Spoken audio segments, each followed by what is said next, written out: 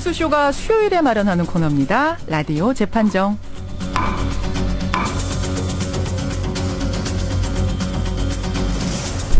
두 분의 변호인 오늘도 자리하셨습니다. 어서 오십시오. 노영희 변호사님 어서 오세요. 네, 6차 대국민 촛불 집회를 염두에 두고 있는 노영희 변호사입니다. 나가실 거예요, 6차에? 당연히 나가야죠.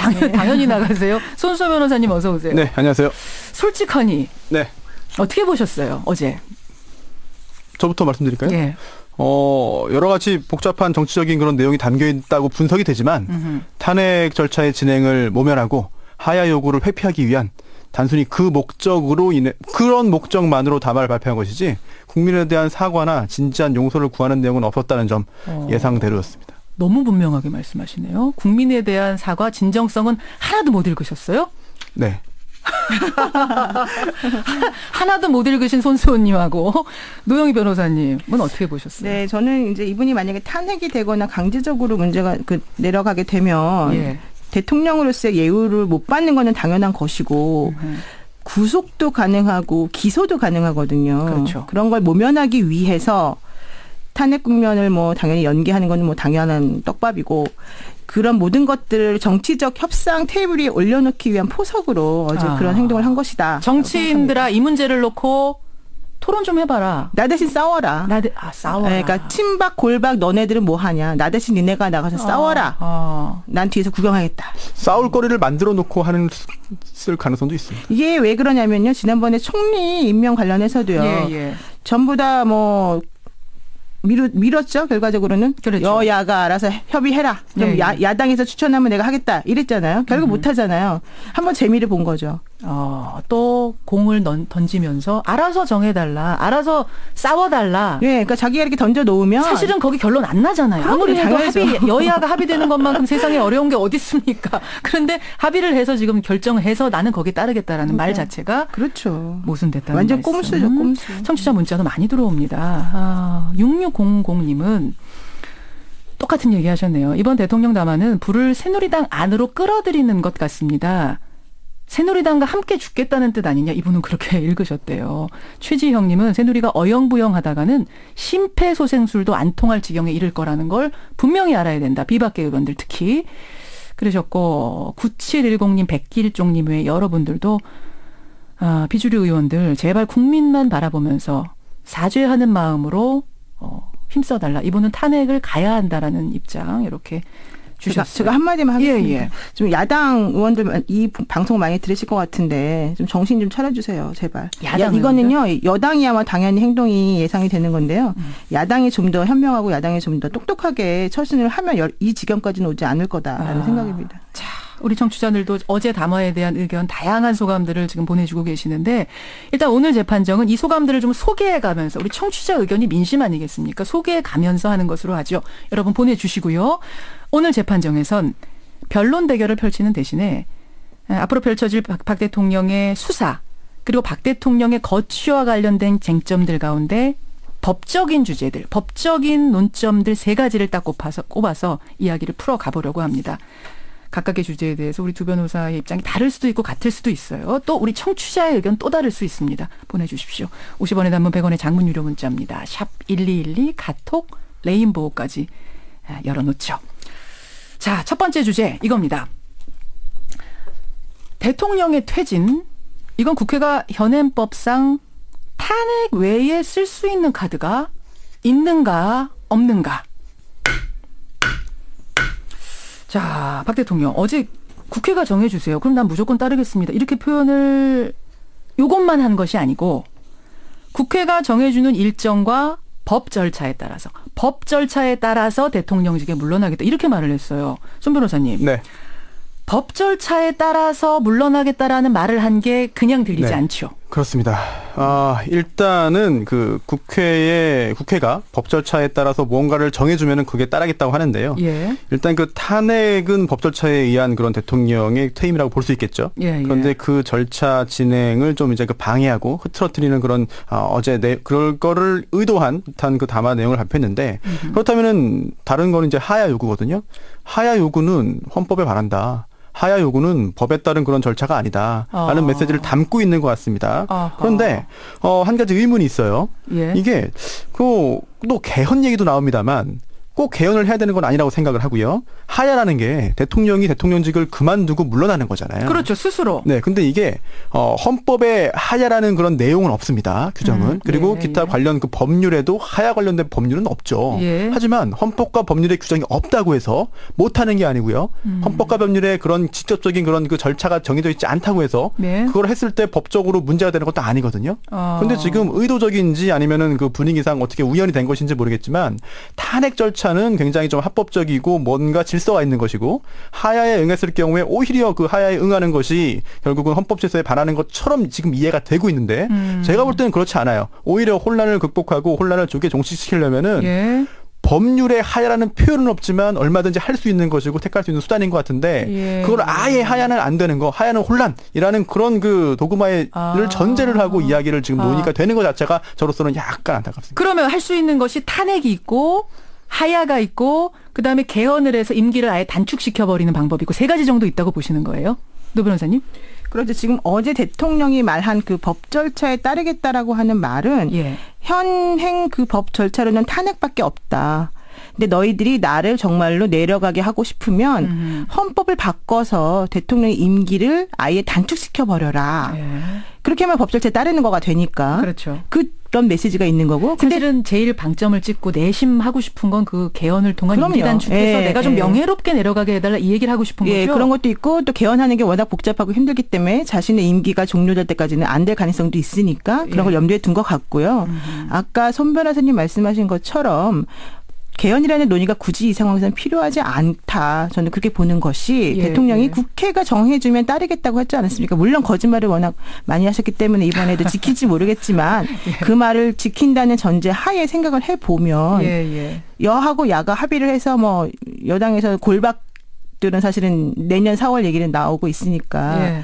혹시 뭐 예를 들면 대선을 치를 수 있는 60일 안에 대선을 치를 수 있는 기간 안에 이 분에게 날짜를 정해줘서 그때까지 정리하고 나가세요라고 하면 자기가 따르겠다라고 하는 얘기여서 만약에 정말로 진정성이 있다면 굳이 뭐 개헌 논의까지 갈 필요도 없는 거거든요. 그래서 그런 것들을 좀 다 전반적으로 생각해 보았을 때 예. 가능성 없는 일 혹은 이걸 논의하면 시끄러워지고 복잡해질 일을 딱 던져놓고 예. 바깥에서 불구경하듯이 쳐다보고 있는 지금 그런 애매한 모습이다. 용어를 예, 써가면서 예. 손수 네. 변호사님. 짧게 좀 덧붙이자면은 예. 지금 또 어제 했던 이야기 중에 중요한 부분이 여야가 결정을 해달라 이거잖아요. 합의해서 결정해달라. 논의해달라. 합의라는 표현 없었어요. 논의라는 표현이 있었죠. 예, 합의는 없었죠. 예, 그런데 애매합니다. 도대체 여야가 누구를 말하는 거냐. 여당은 알겠습니다만 야당은 원내 교섭단체만 말하는 건가요? 정의당도 포함되는 건가요? 그럼 논의, 합의, 협의 뭐 이런 것도 뭐 뜻을 모은다 등등등 예. 이게 뭐 전 의원 전원의 합의인지 아니면은 뭐 대표끼리 뭐 합의하면 되는 것인지 아니면 의결을 하겠다는 것인지 그래요. 이게 전혀 그러네요, 이게 듣고 모호해요. 보니까. 진짜 애매한. 아니 여야가 논의해서 결정해달라 그러는데 그러면 그게 200명이냐? 300명이냐? 없어요. 예. 아니면 지도부만 하면 되냐? 그럼 예. 정의당은 포함이냐 아니냐? 아주 결국은 애매한. 답이 나올 수 없는 숙제를 던지고 지금 미소를 짓고 있을 것 같은데 그동안 뭐 여러 가지 국정 과제들 있잖아요. 국정 교과서 뭐 도입이라든지 아니면 개성공단 폐쇄나 법인세율 환원이나 이런 중요한 문제에 대해서 국회에 좀 뜻을 묻고 논의를 좀 해달라라고 했어야지. 그렇지는 않고 이제 와서 갑자기 이 문제에 대해서만 국회에게 공을 던져버리면 네. 과연 그 진실성을 인정받기가 과연 쉽겠느냐. 아이 그렇게 좀 국회 의견 들어주십시오 할 땐 소통을 안 하시더니 이제 와서 이제 소통을 그렇게 하시려고 하는가 그 말씀이세요. 그러니까 오늘 그 8시 전에 네. 오늘 그 초대 손님인가 그분하고 인터뷰하실 때 일부에서요? 예, 일부에서 인터뷰하실 예. 때 새누리당 주류하고 자리에 앉아서 논의하는 것 자체가 불가능하지 않겠냐. 비주류 윤호중 정치부장 비주류하고 논의한 것을 새누리당 주류가 받아들이겠냐, 대통령이 받아들이겠냐 이런 말씀을 하셨잖아요. 오늘 인터뷰에서. 맞습니다. 그러니까 그것하고 같은 맥락으로 지금 손문혜 선생님 말씀하시는 건데 어떠한 명분을 대서라도 보이콧할 가능성이 높아지기 때문에 사실은 의미가 없는 거다라는 거죠. 알겠습니다. 청취자 7925님, 우리나라 대통령을 국회의원이 뽑습니까? 국민이 뽑았습니다. 지금 국민들 150만, 190만이 촛불을 들고 지지율이 4%대인데 왜 국민의 소리를 무시하고 국회한테 결정을 해달라고 하나요? 하셨고요. 5287님. 법 절차에 따르라고 한 건 결국 탄핵하라는 뜻 아닙니까? 뭘 그렇게 복잡하게 생각하세요? 그냥 탄핵하라는 얘기였어요. 이렇게 해석을 하셨대요. 임미라님은 명예로운 퇴진이란 말도 안 되는 소리입니다. 이분은. 예. 구속 수사하라 그러셨는데 자, 두 번째 쟁점이 바로 이 부분입니다. 라디오 재판정. 대통령의 거취 그리고 수사와 관련된 법적인 쟁점 두 번째. 특검에서 대통령에 대한 강제 조사가 가능할까? 바로 이 부분입니다. 자, 이제 특검이 일단 뭐 탄핵으로 가든 하야로 가든 어쨌든 특검은 그냥 가는 거예요, 예정대로?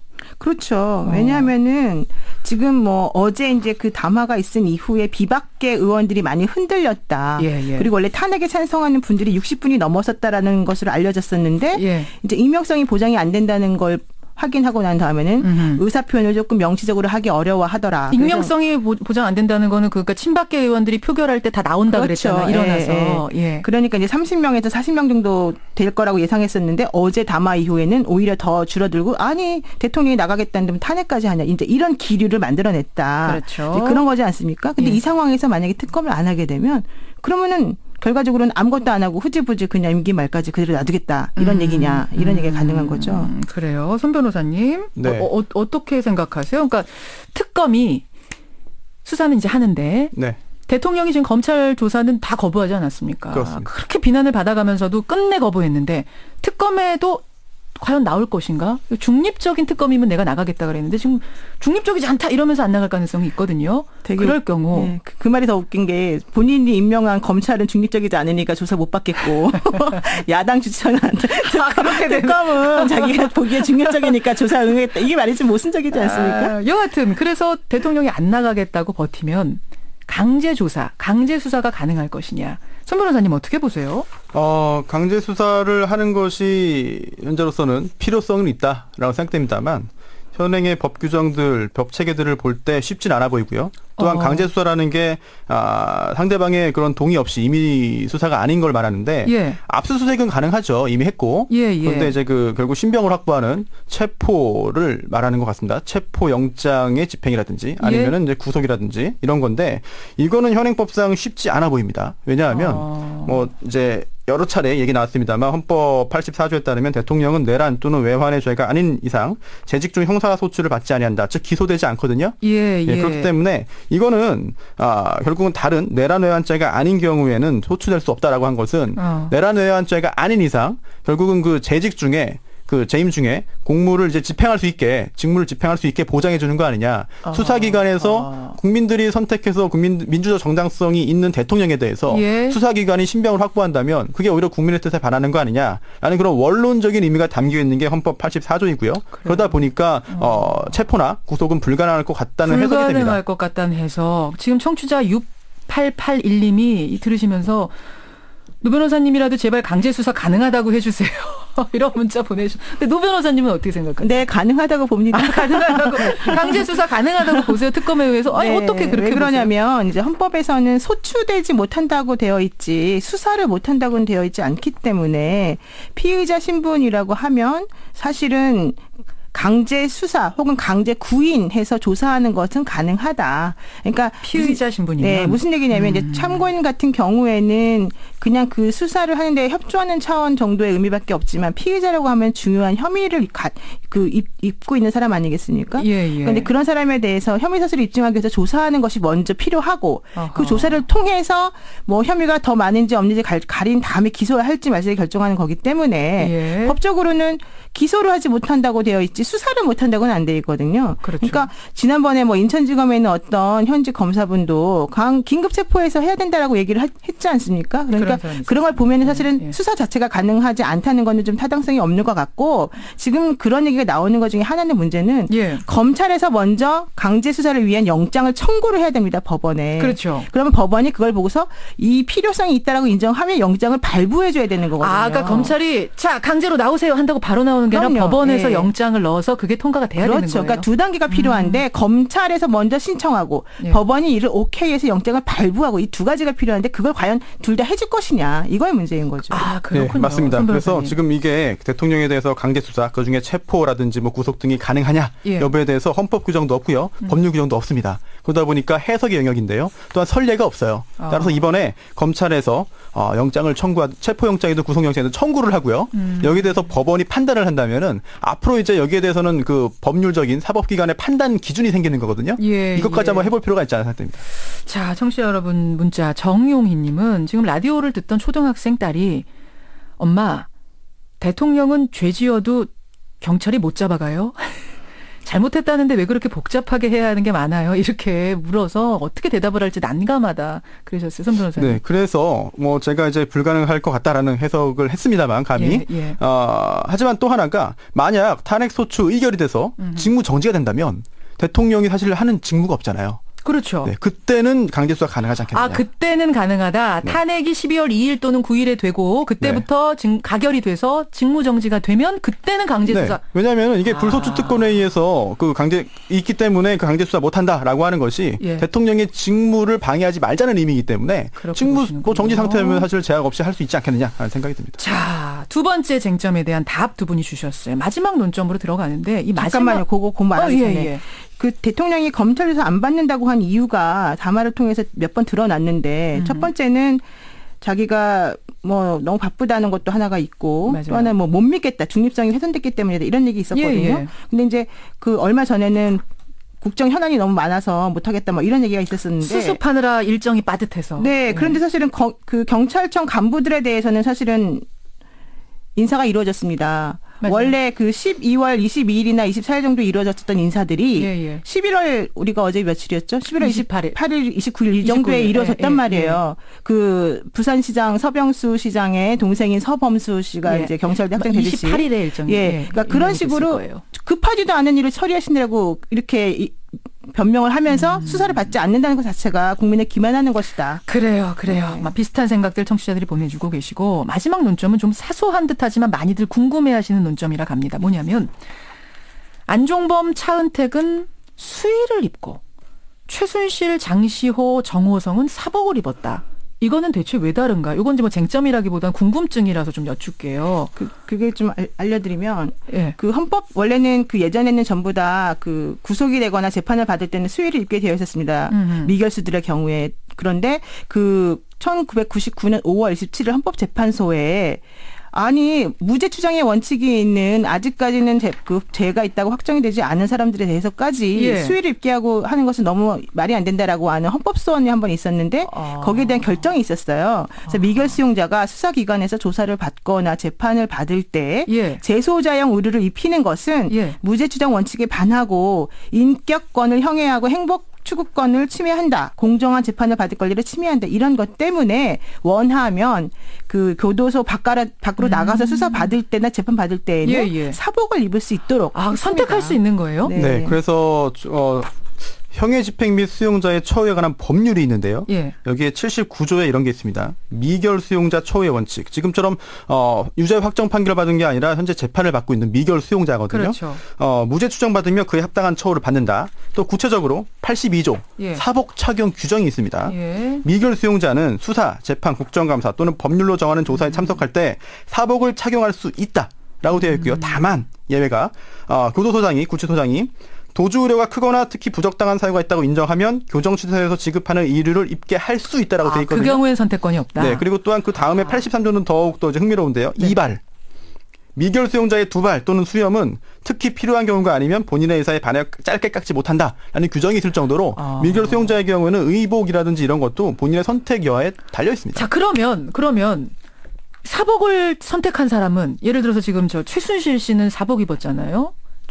정호성 전 비서관도 뭔가 난 떳떳하다 이런 얘기를 하고 싶었던 걸까요? 왜 선택했을까요? 그러니까는 우리가 이제 사복을 입어도 되는 규정이 있음에도 불구하고 그러니까 죄수복을 입고 혹은 수의를 입고 재판에 임하는 것은 재판장님에게 난 이렇게 잘못을 뉘우치고 있습니다.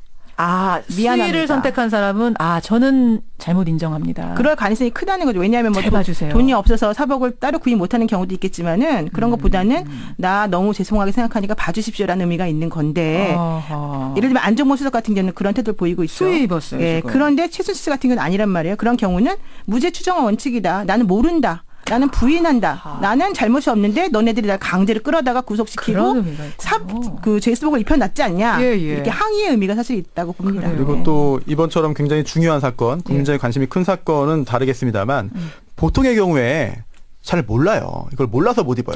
그래. 고를 수 있는 걸 몰라서? 몰라요. 예, 먼저 몰랐어. 저도 사복 몰랐어요. 입을 수 있는데 어떻게 하시겠습니까? 친절하게 안 물어보겠죠. 그렇죠. 그러다 보니까 몰라서 이제 안 입는 경우가 많고요. 하지만 예전에 그 이석기 전 의원 관련된 그런 재판 때도 광경을 좀 기억하실 텐데요. 굉장히 많은 공동피고인들이 쭉 앉아 있었습니다. 전부 다 이제 그 깔끔한 그런 그 양복을 입고 있었거든요. 이게 굉장히 그 보여주는 이미지 차이가 굉장히 큽니다. 크죠. 또한 또 이제 그 호송차를 타고 와서 청사에 출두할 때 왔다 갔다 하는 그런 모습에서도 굉장히 국민들이 죄를 지었구나 하는 선입견을 줄 수 있기 때문에 미결 수용자의 권리이기 때문에 행사할 필요가 있어 보입니다. 자, 청취자 박선식님. 노영희 변호사님을 보기 위해서라도 집회에 좀 가야겠습니다. 이런 분 계시고 2635님 역시 손 변호사님 시원시원 개운합니다. 오늘 두 분을 응원하는 문자가 또 이렇게 많이 들어오네요. 라디오 재판정 어떻게 들으셨습니까? 궁금증들, 쟁점들 오늘 한번 챙겨봤습니다. 두 분 고생하셨습니다. 네, 감사합니다. 네, 고맙습니다. 노영희 변호사, 손수호 변호사였습니다.